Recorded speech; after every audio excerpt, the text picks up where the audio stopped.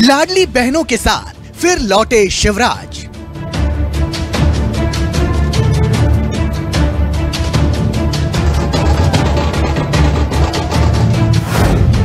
न राहुल न प्रियंका, मध्य प्रदेश छत्तीसगढ़ में मोदी का डंका।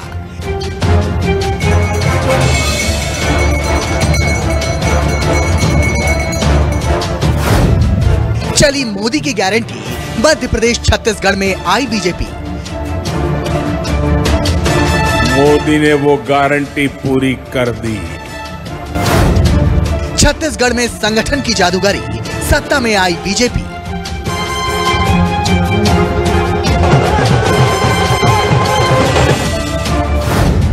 दोनों राज्यों में महिलाओं ने बनाई सरकार, बीजेपी को प्यार मिला अपार।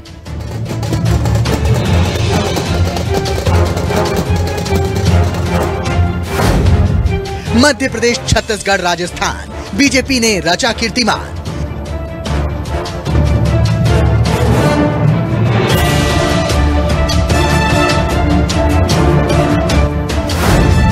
तेईस के नतीजे आए, क्या फिर देश को मोदी भाए?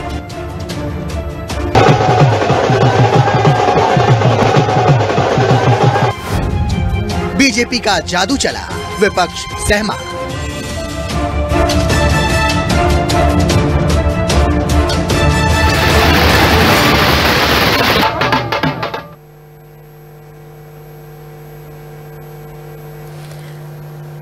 तो यहां पर देखिए किस तरह से न सिर्फ एमपी बल्कि छत्तीसगढ़ में भी बीजेपी प्रचंड बहुमत के साथ सत्ता की चाबी लेती नजर आई है। बढ़ते आगे, जो एमपी में बीजेपी को प्रचंड जीत मिली है, कई मायनों में ये जीत ऐतिहासिक है। अब एमपी में बीजेपी ने तमाम सियासी समीकरणों को पीछे छोड़ दिया है और एक बार फिर बीजेपी सत्ता पर काबिज हो गई है।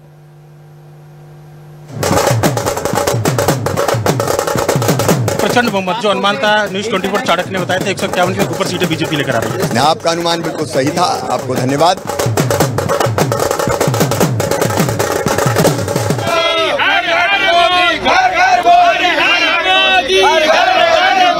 देश के दिल मध्य प्रदेश में एक बार फिर कमल खिला है।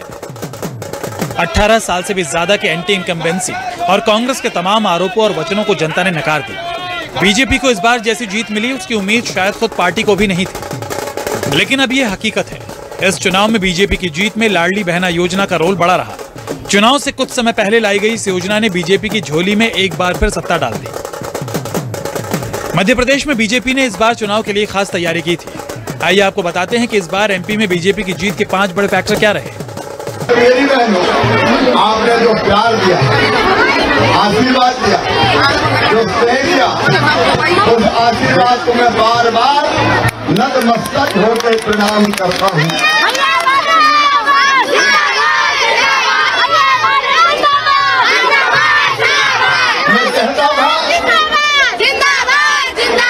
मैं कहता था कि भारतीय जनता पार्टी को अद्भुत जीत हासिल होगी। लोग कहते थे क्यों? मैं कहा मेरी लाडली बहनाएं साथ हैं। कि हमारी सरकार मध्य प्रदेश को आगे बढ़ाने के लिए पूर्ण रूप से कृत संकल्पित रहेगी। प्रधानमंत्री जी के नेतृत्व में ही ये संभव हो पाया है। अमित शाह जी और जेपी नड्डा जी के मार्गदर्शन में ही ये संभव हो पाया है। और प्रदेश में अगर हम बात करें तो मध्य प्रदेश का एक एक बीजेपी का कार्यकर्ता, श्रेय उसको जाता है जिन्होंने खून पसीना एक करके पार्टी को आगे बढ़ाया है। हमारे मुख्यमंत्री शिवराज सिंह जी को जाता है जिनकी जन कल्याण नीतियों ने ये स्थिति उत्पन्न की है, और हमारे प्रदेश अध्यक्ष बीडी शर्मा जी को जाता है। मोदी शाह ने खुद मोर्चा संभाला, शिवराज सिंह की लोकप्रियता का फायदा मिला, लाडली बहना योजना ने पासा पलटा, दिग्गजों को मैदान में उतारा, मजबूत संगठन ने कमाल किया। 2024 के लोकसभा चुनाव से पहले हिंदी बेल्ट के हृदय से बीजेपी की ये जीत बहुत मायने रखती है। यही कारण है कि मध्य प्रदेश में मिली इस प्रचंड जीत से बीजेपी नेताओं में गजब का उत्साह है। मैंने कही थी ये मोदी नाम का मैजिक है, कार्यप्रणाली का जो परिवर्तन है, और जो कार्यप्रणाली के 4 स्तंभ थे, गरीब कल्याण का संकल्प, महिला सशक्तिकरण और युवाओं के भविष्य की चिंता कि उनका जीवन हमसे बेहतर हो, और किसान का सम्मान भी रहे और उसकी परिश्रम की कीमत भी उसको मिले। ये ऐसे 4 पैरामीटर थे जिनको ये ऊंचाइयां छूनी ही थी।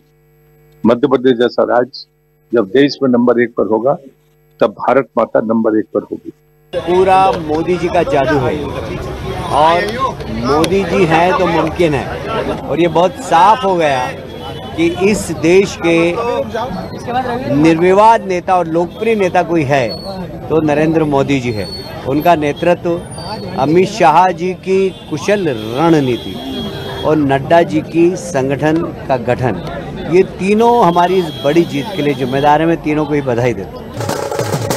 वहीं कांग्रेस के लिए मध्य प्रदेश का चुनाव परिणाम एक बड़ा सेटबैक है। 2018 में जिस तरह से कांग्रेस ने वापसी की थी वो सिंधिया की नाराजगी के कारण महज चंद महीने में टूटकर बिखर गई। लिहाजा कांग्रेस को इस बार मध्य प्रदेश में बड़ी उम्मीदें थी। किसान कर्ज माफी, ओपीएस, नारी सम्मान, रोजगार को लेकर दिए गए वचनों को जनता ने नहीं स्वीकारा।